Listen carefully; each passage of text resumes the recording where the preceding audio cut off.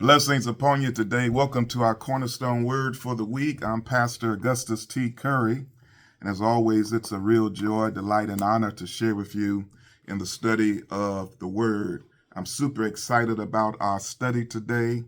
Of course, it's our weekly Bible study that also incorporates the upcoming Sunday school lesson as outlined by the International Sunday School Publishing Board. And so we're in the midst of this wonderful series throughout this summer dealing with hope, what it means to us as the body of believers of Christ. And the first unit that we looked at dealt with experiencing hope. Experiencing hope. We're now in the second unit. This is the beginning of the second unit for this summer series dealing with hope. And it is entitled Expressing Hope. So we looked at Unit 1, Experiencing Hope, now Expressing Hope. We'll conclude later on in the summer of Unit 3, what you call an eternal hope. As we said at the onset of this series, there's a big difference between merely wishing for something and then hoping for something. You can wish for something to take place and not have any confidence in it ever taking place. So there are many things we can wish for. Someone said you can wish upon a star. But to have hope, it's more than wishing. It means to have an expectancy for that which you are wishing for to actually come to fruition, to come to pass, to actually take place. We have a wonderful hope. Those of us who are of the faith, Christ gives us a wonderful hope. And so this unit deals with expressing hope. This is the first study within this unit, and it is in the book of Lamentations, the Old Testament record, the book of Lamentations. And today we're looking at chapter 3. The main verses for our consideration are verses 16 through 24.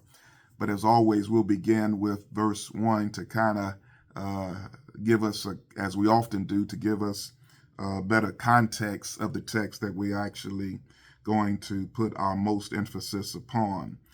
The title of it in some Sunday school books is Ceaseless Love. Ceaseless Love. In other commentaries, it is listed as Hope Comes in the Morning. And so whichever one suits your liking, hope comes in the morning. Let me begin by saying that when we study certain passages, particularly out of the Old Testament, you may hear me say from time to time, the children of God. Sometimes you'll see in the Bible where it says the children of Israel. It's not a slip. It's intentional on my part when I say that because what is happening in our world now, and particularly in the Mideast, and with Hamas and with the Palestinians, you hear so much in the news about Israel and what's going on in their disposition, or should I say some of those who represent those who live in that area, what their disposition is. It can cause one to hear children of Israel and looking at a text in the Old Testament and think that it does not pertain to you and that it just pertains to people who live in Israel now, who are not necessarily those to whom we speak of as our ancestors in the Bible when we talk about the children of Israel. And so you'll hear me use that expression, children of God, so that we don't get these children of Israel mixed up with children of Israel, people who live in Israel now, call themselves of the faith. There may be some there, but there definitely is a distinction when we read in the Bible about children of Israel and then those today who live in Israel and are experiencing what they are experiencing, however you feel about what they are experiencing. you'll hear me say children of God, so we can keep our focus on our ancestors that are talked about and referred to in the Old Testament, even if some translations use the word children of Israel. All right. Lamentations.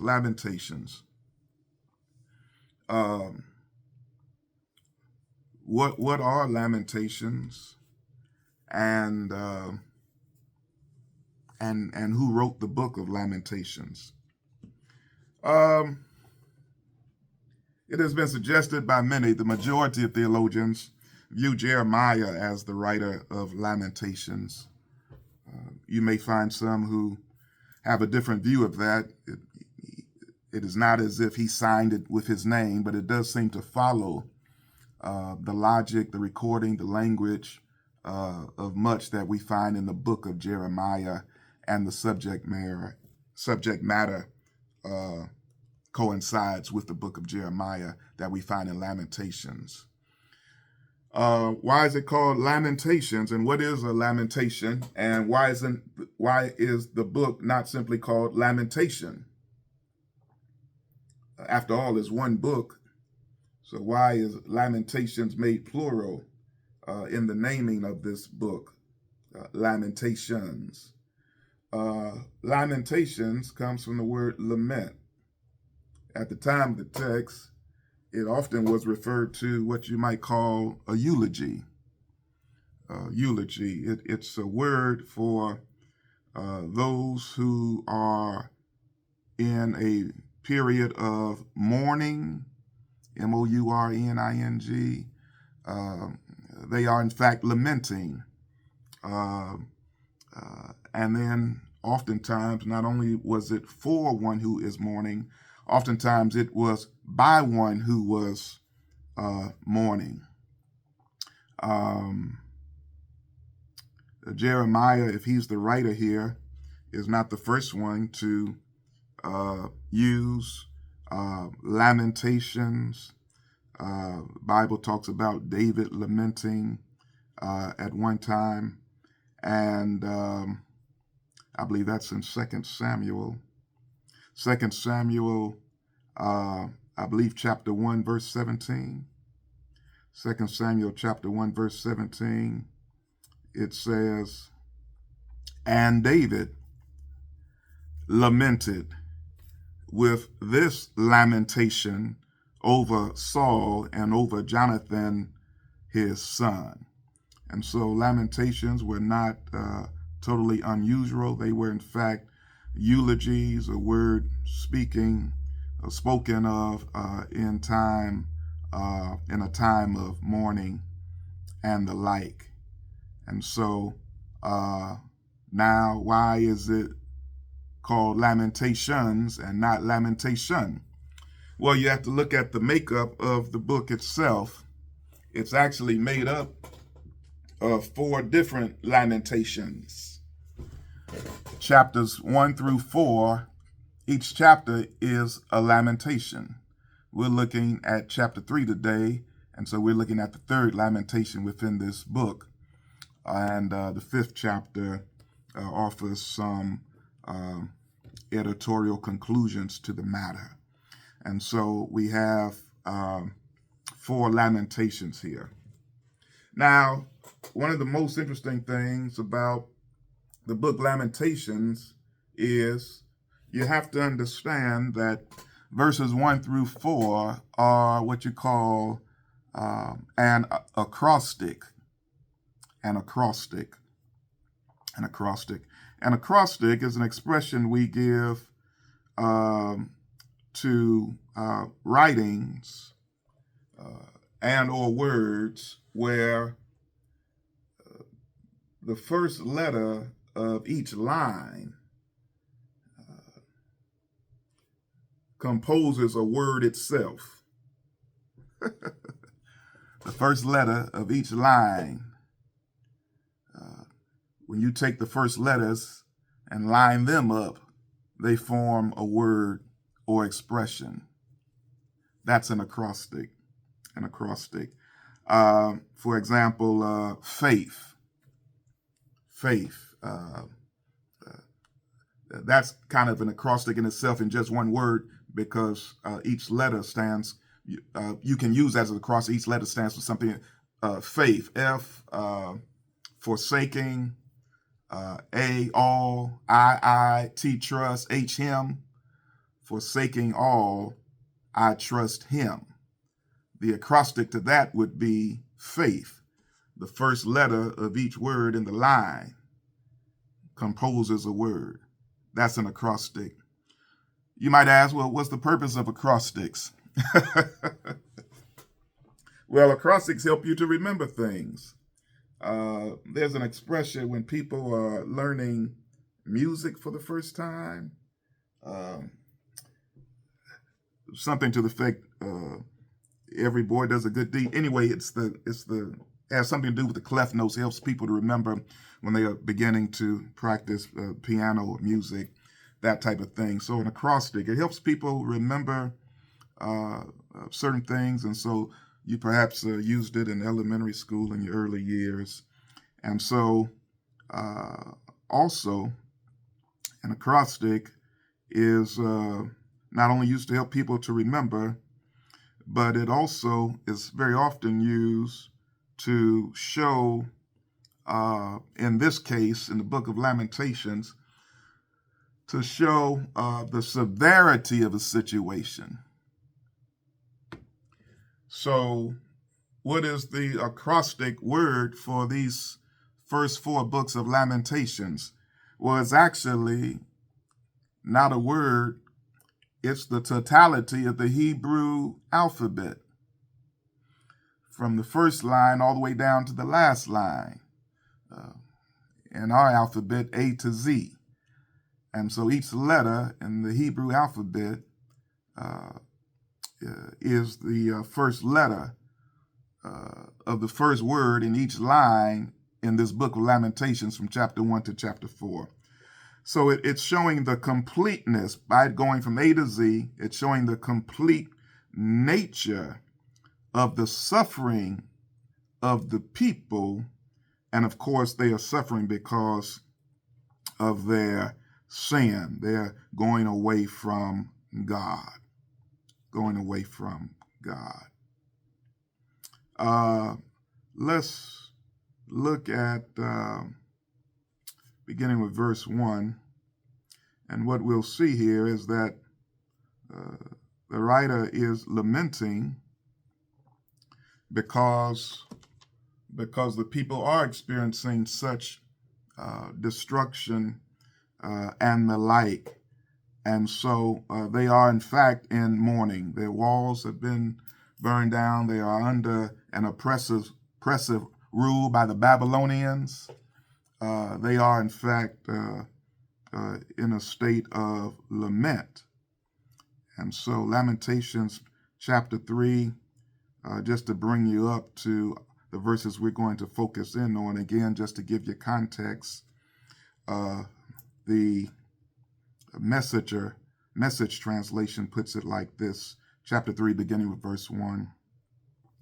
I'm the man who has seen trouble coming from the lash of God's anger.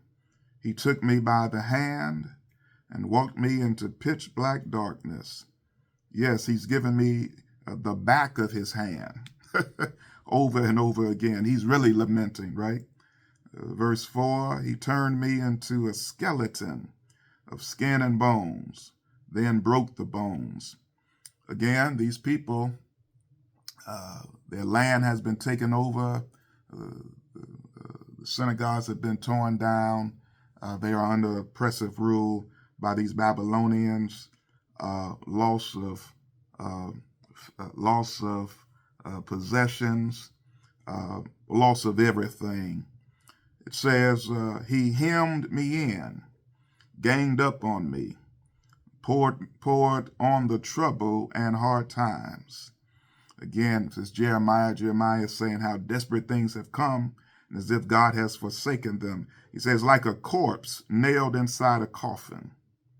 Verse 7, he shuts me in so I'll never get out. Handcuffs my wrists, shackles my feet. Perhaps you felt there felt that experience there with God? You ever prayed to God and ever after some time of doing that just felt like God was not hearing you? Or perhaps God was not concerned, or that perhaps God would not do anything different than what he was doing at the time on your behalf? Jeremiah says, well, that's how we feel. Even when I cry out and plead for help, he locks up my prayers and throws away the key. He sets up blockades with quarried limestone. He's got me cornered. Lord have mercy. Verse 10, he's a prowling bear tracking me down. What a way to describe God. And again, the children of Israel are in the position that they are in because they're experiencing God's wrath, God's correction, and God's concern, not because of what God has done, but because of what they have done and because of what they have failed to do for the Lord and for others. So he knocked me from the path and ripped me to pieces. He said, God's like a lion in hiding, ready to pounce. He said, when he finished, there was nothing left of me. Verse 12, he took out his bow and arrows and used me for target practice. He's lamenting. He shot me in the stomach with arrows from his quiver. Stomach in ancient times was considered the heart, the seat of emotions, the seat of well-being of an individual. And Jeremiah said here that it's as if God shot me right in my, oftentimes stomach is referred to by some as guts. He hit me in my gut punched me, shot me, practiced with me, took me on the driving range and set me up as the poster.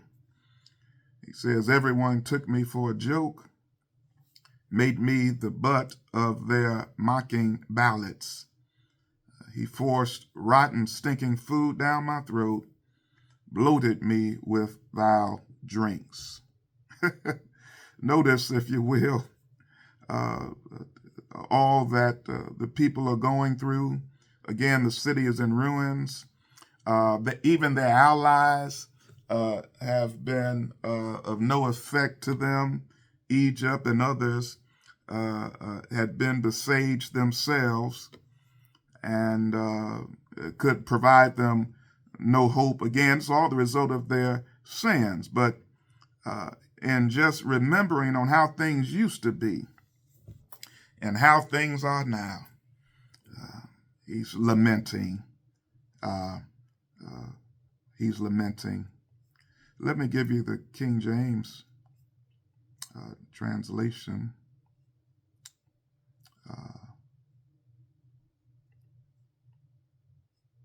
Here now with verse 16 and forward.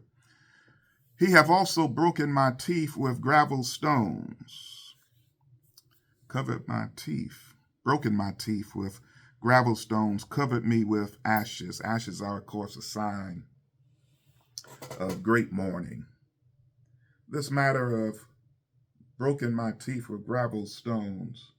If you ever study Egyptology or the Great Pyramids in Egypt and in Africa, and the mummies that have been extracted from those places, you'll notice that the body is in just impeccable shape. I mean, their embalming practices certainly supersede anything we have today. But when you notice closely the mouths of the mummies, the teeth very often are jagged, some cracked, looked almost chiseled down. Jeremiah, the writer here in 16 says, he has also broken my teeth with gravel stones. Well, it was due to the fact of their diet, the gritty soil there. That bread was harvested in. It made it for a real gritty substance, and many other things that they ate that just had a gritty texture to it. And it eventually would wear down their teeth. And just as it is today, even then, having teeth a certain way is a sign of status. And so even with those who had unlimited resources, those great pharaohs and kings and queens of Egypt, even with all of their resources, sometimes their teeth would still be jagged as a result of what their diet was, what they ate. And so he says he's made my teeth like that. Jeremiah says our teeth are jagged. It's a sign of just as some today see it as a sign of not being able to afford a dentist and what have you. It's a sign of loss in social status. That's what I'm trying to get to. He have also broken my teeth with gravel stones. He hath covered me with ashes. I'm just consumed with grief. I'm mourning. I am, in fact, lamenting.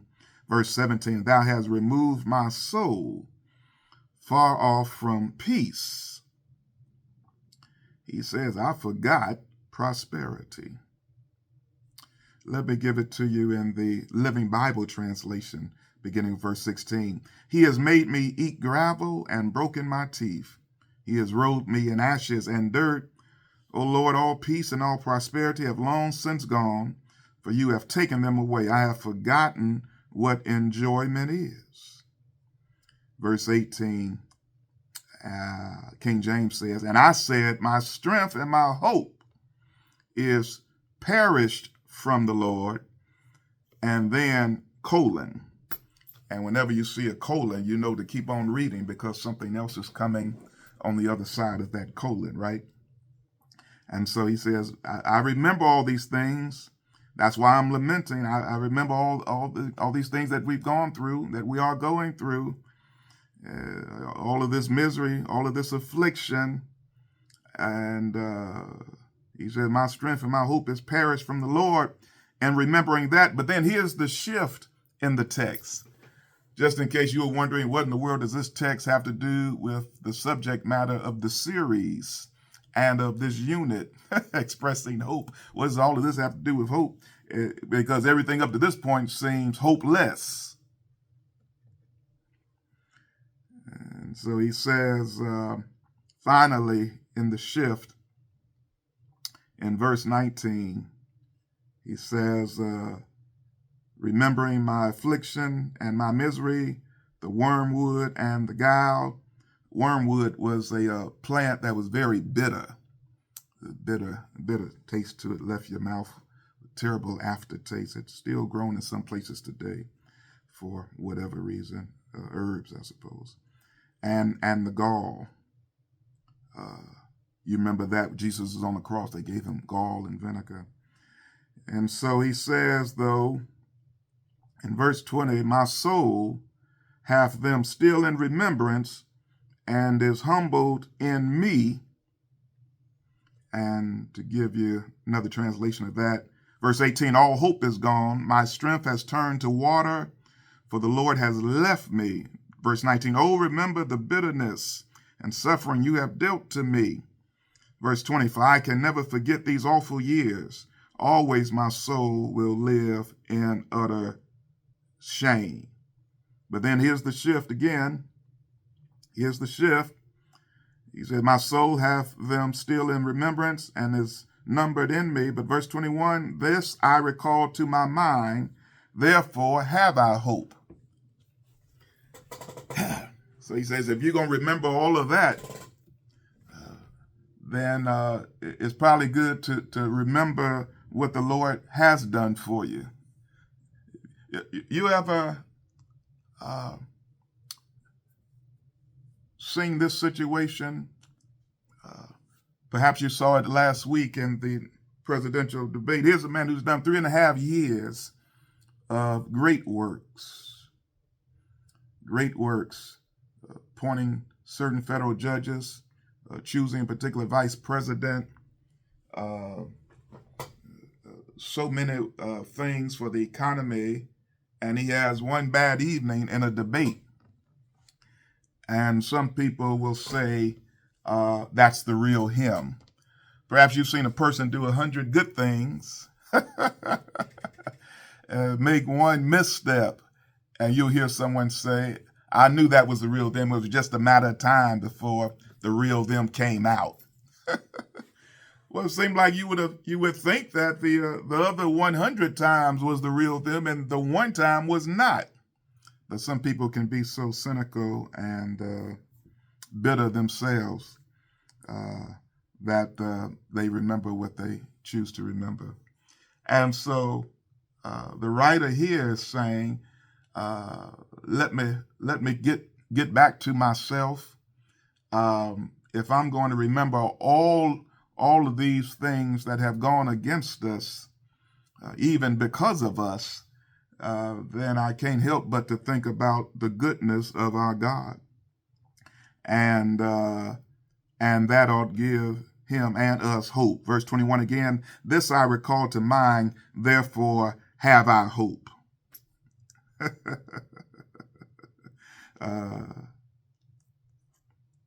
The Living Bible translation says, yet there is one ray of hope.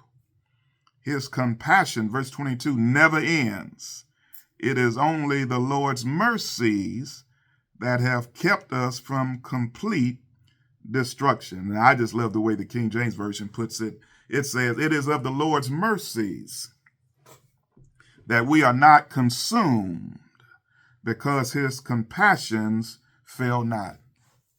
And so Jeremiah, whoever the writer is saying that since I'm going to do a whole lot of remembering, let me remember what the Lord has done in our favor. And that's the reason to have hope for what he will do for us in the future. Again, it's not just a wish, but it's a faithful expectation of that which you are desiring, that which, particularly that which has been promised to you, will come to pass. And of course, God has promised us some wonderful things. He'll never leave us. He'll never forsake us. He'll be with us always, even until the end of the earth. And so again, it is of the Lord's mercies that we are not consumed. And so he's saying, when I think about what we're going through, just think about how much worse it could be. He says, just because of the Lord's compassion, we are not totally consumed. And it is because of the Lord's mercy that his compassions, they fail not. Got much to lament over. He said, but when I look around and take inventory, what I'm experiencing, what I've been through, and yet what the Lord has already done, how he's keeping us now from being consumed, and his promises for our future, we cannot help but to be hopeful. And listen to what he says about the Lord's mercies in verses 23. He says, they are new every morning. New every morning. Every morning you wake up, it's brand new mercy. No matter what your yesterday was like, if you woke up this morning, you've got brand new mercy. And they never run out. It carries the connotation in the Hebrew that they are ongoing mercies. Ongoing mercies. There's no break in between them. They automatically fill up every morning. And so he says, great is thy faithfulness. This is where the great hymn of the church comes from. Great is thy faithfulness, O God, our Father. There's no shadow of turning with thee. All I have needed, thy hand hath provided. Great is thy faithfulness, O God, unto me. Finally, verse 24, the Lord is my portion, saith my soul. Therefore will I hope. Hope again. Therefore will I hope in him. The Lord is my portion. The Lord is my portion. When you read back in Numbers, you will discover that the people of God had a portion set out for them. When you look at American history, you will discover that we were promised 40 acres and a mule. and what Jeremiah is saying here is we had the 40 acres and mule and lost it. Some of us now never got the 40 acres or the mule. But he's saying, don't worry about that, because that portion would run out eventually, possibly anyway. A matter of fact, others could break through and take it away, as they did in this case. The Babylonians took their portion that they had been allotted away back in the book of Numbers, around chapter 18, verse 20 or so. And so one's portion, one's inheritance can be lost. And but Jeremiah is saying here that even when what you are supposed to receive never comes, don't become disheartened, because that portion can only do so much for you anyhow. He said, we have another portion that can never run out. It never gets weary. It never gets low. He said, the Lord is my portion, and my soul testifies to that. Saith my soul, therefore will I hope, will I have confident expectation in not only just what he promised to provide us with, but our ultimate hope is not in the things he provides, but in him who provides the things.